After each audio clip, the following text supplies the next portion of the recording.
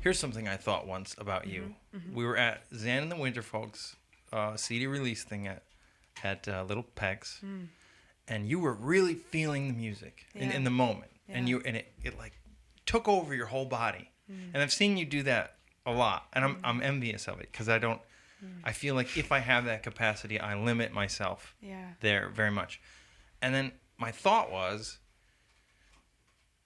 I struggle with the word. I want to say you're like a highly sensitive person. And I don't mean that like you can't take things. I mean it like you're very sensitive to what the energy of the room is or what's going on. High receptivity. Yes. And that, if you're talking about meditation, is what you're trying to get to, maintaining equanimity and being as receptive as possible. Yeah. Yes. I have a question, though. Yeah. What is that like? Because you're an artist, and I know that for artists, you definitely have periods of, like, sudden lots of creativity, or periods of a void, maybe, or depression. How does it hit you? Especially the ones where where there's just tons of stuff coming at you. So, there's a lot of different things happening there.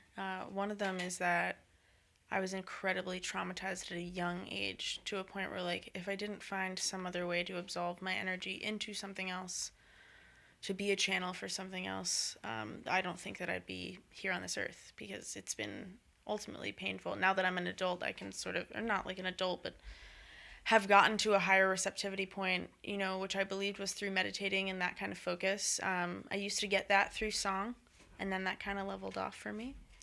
So then, like, I went into meditating, and then that leveled off for me because I remembered all this crazy stuff. So I really think about, like, you know, your subconscious as, like, an earth with a core. And, like, yeah, like, there's no reason to stay at the core. There's lots of other stuff happening in all the other layers, but there are layers like that. And it's taken a shit long time to consciously unpack all of that trauma now that I remember it. But what I'm understanding is that music and dancing and being inside that is, like, it's more me than, like, my body is, which is honestly a very painful thing to even talk about and realize, because I've had to... it's escapism. Some of it is escapism, so there's that part. But then there's the other part where it's, like, it's me. That's just me. I've been doing that since I was a kid as self-soothing, but also, you know, I'm being very, very critical of myself. Like, it is me. It is me. It's just, like, so much bigger than what most humans trust, but I had to trust it in myself at such a young age that I find it makes a lot of people uncomfortable.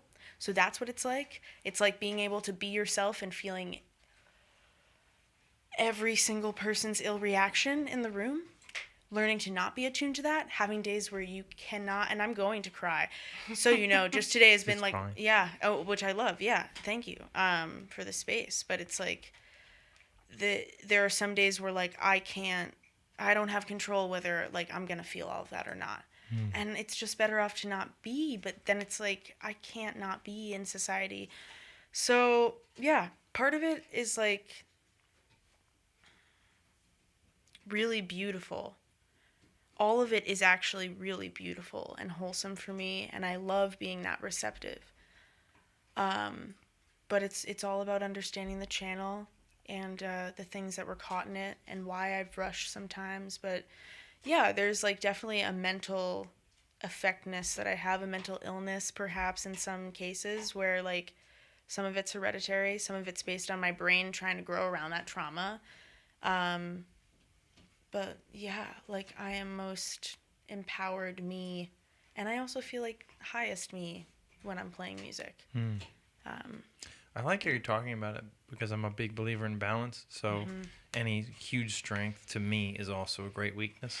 It's just the way it is. Right. It's like, you know what your passion is such a consuming responsibility that, like, to not do it to your highest every day feels like a tragedy, but it's not. It really does. It's not a tragedy. Oh, because, it really like, does, though. That's what imagine going through the whole world never knowing what that passion is and being like, yeah, this is just life. And you never get to feel that ecstatic channel where you're like, you're really embodied by that zhuzh, that feeling that we all are trying to get to. I mean, you know, it's funny that you say that, though, Victoria, because I've and this helps me flip that too. The same way you said something earlier, Jimmy, that helped me flip something. It's like, great. So much. No, yeah, love me. It's fine. This is a form of love. We're helping. Everybody's doing great. We want to hear you. That's thank you. We want to hear you. I want to be heard. Yeah. So, it's like people used to say that to me all the time. You're so lucky to know what your passion is. You're so lucky to have that figured out already. You're so lucky to like already be. And because I had all this hidden trauma that I didn't actually consciously remember, I had this huge like ember burning of resentment for like, fuck anybody that thinks this is easy. Mm-hmm. Oh yeah, it's a terrible burden to love. Yeah. It's what you do. Yeah.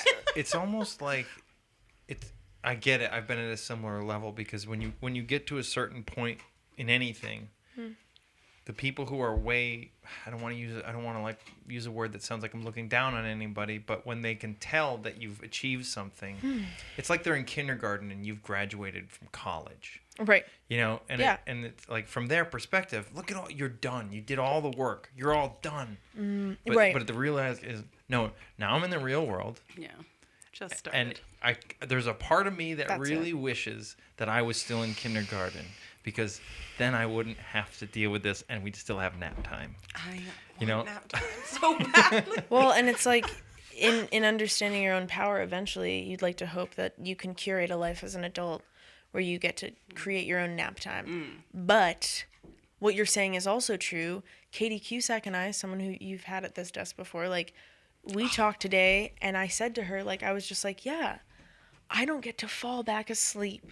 Yeah. I'm awake to these things in the Yes. world in the same way that we talk about people of color, people who are marginalized, people in the queer community, where it's like they don't get to unsee what they've seen. It's not like you get to be like, oh yeah, I'm gay and that's like super crazy and like not a lot of people like me, but like, you know, it's all good. No, now you know forever that like this is not good and it's maybe part of your purpose, maybe not, but it can't be unseen. Right. And it's difficult to see a lot, I think, but it's also a gift, like you're saying. Yeah, So. it is.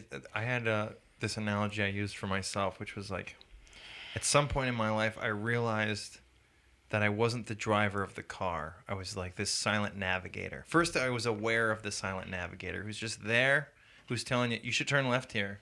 You should turn left here. Doesn't care if you don't do it. It's like, well, now this is gonna happen. Yeah. But like, and then you realize, oh, that's me. That's the true me, right? Yes. But the pain of that is you can't be that way all the time. Like sometimes you are completely identified with the driver.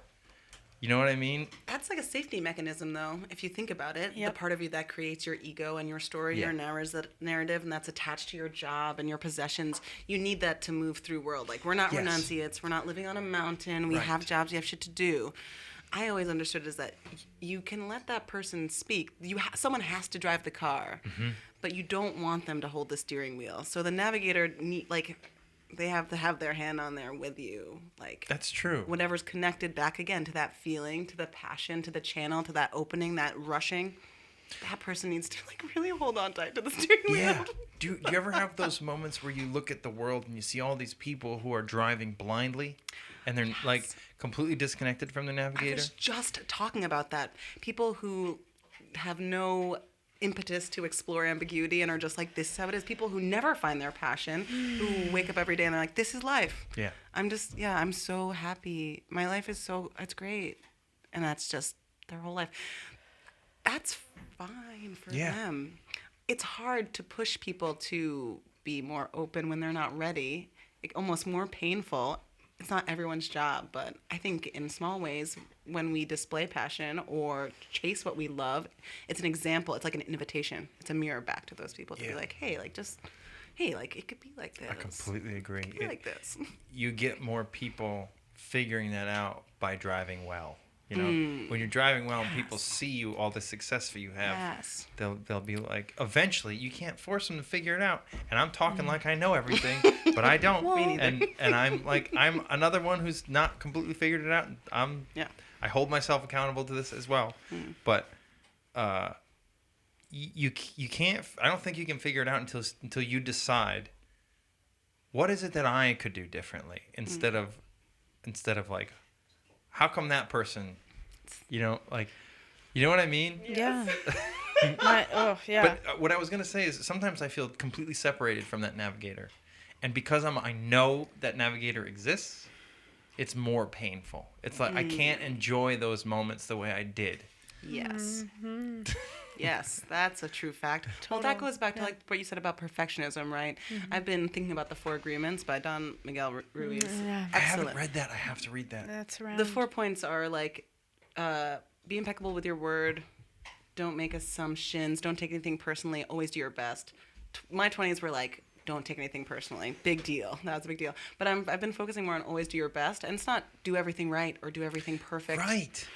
But like me laying and watching Netflix for 6 hours, I'm like, I'm terrible. I'm not practicing. I'm not meditating. But it's like, Bruss, that was my best today. Yeah. That was my best today. You ever look back on those times where it was difficult, but you knew you were doing your best, and then compare it to where it's not so hard anymore, but you know you're not doing your best? Yes. It feels so much better when you're doing your best and failing than it does to be getting by doing not your best.